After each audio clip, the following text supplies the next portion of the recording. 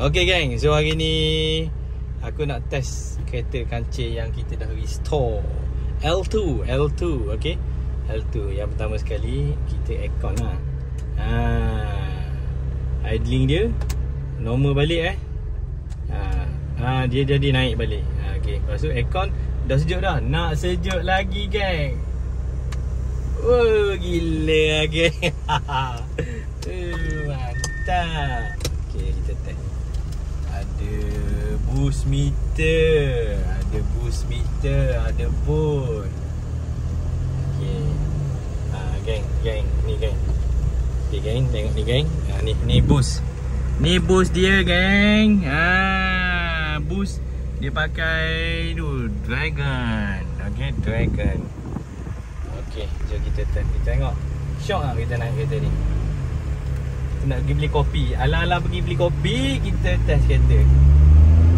Ui, power tau punya. Alah manja je bunyi dia. Alah manja steering kan.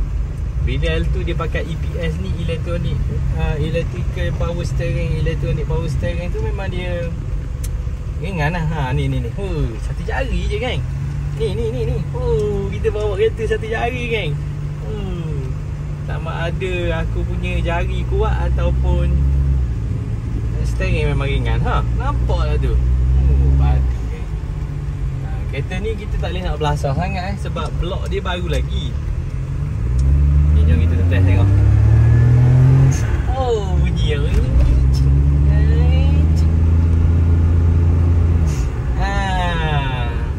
mantap geng. Mantap. Tak boleh lah nak gila-gila lah. Tapi kereta bawa ringan lah. Sebab kereta ni dia datang, kereta tak ada power. Dia kata tak ada power, tak hidup. Minyak campur air, overheat.